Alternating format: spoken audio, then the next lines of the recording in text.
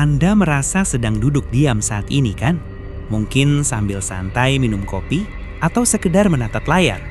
Rasanya tenang, tidak ada guncangan, tidak ada angin kencang. Semuanya terasa stabil. Tapi, bagaimana kalau saya bilang perasaan diam itu adalah ilusi terbesar yang pernah Anda rasakan? Bagaimana jika detik ini juga tubuh Anda sedang melesat di angkasa dengan kecepatan berkali-kali lipat lebih cepat dari peluru? Ini bukan hayaran. Ini adalah kenyataan posisi kita di alam semesta. Tanpa sadar, kita semua adalah astronot dalam sebuah perjalanan kosmik dengan kecepatan yang sulit diterima akal sehat. Kita tidak pernah diam, kita terus bergerak, sangat-sangat cepat. Di video ini, kita akan bongkar 7 lapisan kecepatan kosmik yang membuat Anda, tanpa disadari, menjadi objek tercepat yang pernah Anda tahu. Kita akan mulai dari gerakan yang paling dekat, sampai ke skala paling dahsyat di alam semesta.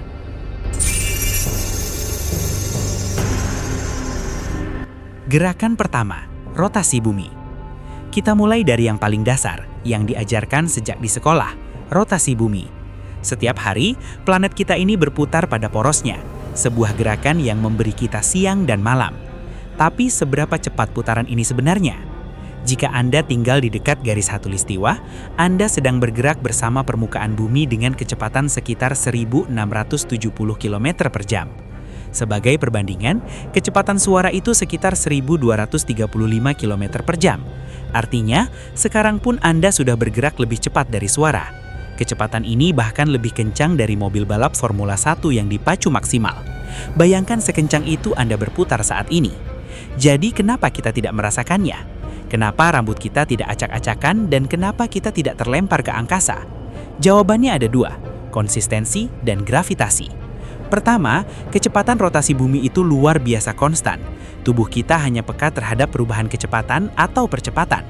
Karena kita, atmosfer, lautan dan daratan bergerak bersama-sama dalam kecepatan yang stabil, kita tidak merasakan gerakannya sama sekali.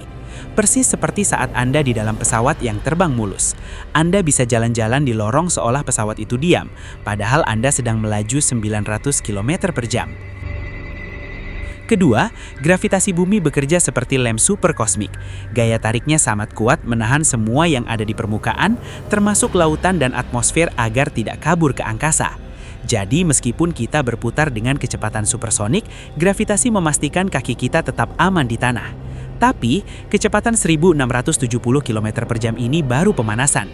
Ini adalah lapisan kecepatan kita yang pertama dan yang paling pelan dalam perjalanan ini. Gerakan kedua, revolusi bumi mengelilingi matahari. Sekarang kita naik ke skala yang lebih besar. Bumi tidak hanya berputar, tapi juga melakukan perjalanan tahunan mengelilingi matahari. Gerakan inilah yang kita sebut revolusi, yang menyebabkan adanya musim. Dalam setahun, bumi menempuh orbit raksasa sepanjang 940 juta kilometer. Untuk menempuh jarak sejauh itu dalam setahun, seberapa ngebut kita harus bergerak? Jawabannya benar-benar gila. Saat ini, Anda dan saya bersama seluruh planet ini sedang melesat mengelilingi matahari dengan kecepatan rata-rata 107.000 km per jam. Coba kita resapi angka ini. Kecepatan peluru dari senapan serbu seperti AK-47 itu sekitar 2.600 km per jam. Artinya, kita bergerak hampir 41 kali lebih cepat dari peluru. Setiap jam, kita menempuh jarak yang setara dengan mengelilingi bumi lebih dari 2,5 kali. Setiap detik, kita bergeser sejauh 30 km di angkasa. Coba hitung, 1, 2, 3. Dan dalam 3 detik itu Anda sudah pindah 90 km dari posisi Anda sebelumnya di orbit. Lagi-lagi, kita tidak merasakan gerakan dahsyat ini. Alasannya sama, kecepatannya relatif konstan dan tidak ada titik acuan di luar angkasa yang bisa kita lihat untuk mengukur kecepatan ini. Seluruh tata surya bergerak sebagai satu kesatuan. Walaupun sebenarnya, menurut hukum Kepler, kecepatan orbit bumi itu tidak sepenuhnya konstan. Sedikit lebih cepat saat paling dekat dengan matahari dan sedikit lebih lambat saat paling jauh. Tapi rata-ratanya tetap 107.000 km per jam, angka yang sudah membuat kecepatan rotasi bumi terlihat seperti orang jalan santai. Gerakan ketiga, tata surya mengorbit pusat galaksi. Kalau Anda pikir 107.000 km per jam itu sudah cepat, siap-siap. Lompatan kecepatan berikutnya akan membuat angka tadi terasa kecil. Matahari kita bukan objek diam. Ia hanyalah salah satu dari sekitar 200 hingga 400 miliar bintang di dalam sebuah struktur raksasa bernama galaksi Bima Sakti. Dan sama seperti bumi mengorbit matahari, seluruh tata surya kita juga sedang mengorbit pusat galaksi.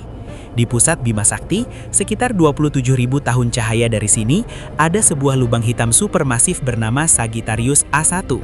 Gravitasi raksasa dari pusat galaksi inilah yang menjaga matahari dan bintang-bintang lain tetap pada orbitnya. Untuk menyelesaikan satu putaran penuh, tata surya kita butuh waktu sekitar 230 juta tahun. Terakhir kali kita ada di posisi yang sama di orbit galaksi, dinosaurus baru muncul di bumi. Untuk menempuh jarak sebesar itu, kecepatan kita harus luar biasa. Tata surya kita, termasuk Anda dan saya di dalamnya, bergerak dengan kecepatan rata-rata 828.000 km per jam. Sebagai perbandingan, wahana angkasa tercepat buatan manusia, Parker Solar Probe, telah mencatat kecepatan puncak lebih dari 700.000 km per jam dalam misinya mendekati matahari. Artinya, kecepatan natural kita saat mengelilingi galaksi sudah melampaui pencapaian teknologi tercepat umat manusia. Setiap hari, kita menempuh jarak hampir 20 juta kilometer. Sebuah angka yang sulit dibayangkan, tapi itulah kecepatan kita yang ketiga. Sebuah tarian kosmik melintas lengan-lengan spiral Bima Sakti, dan perjalanannya belum selesai. Gerakan keempat, Bima Sakti menuju Andromeda.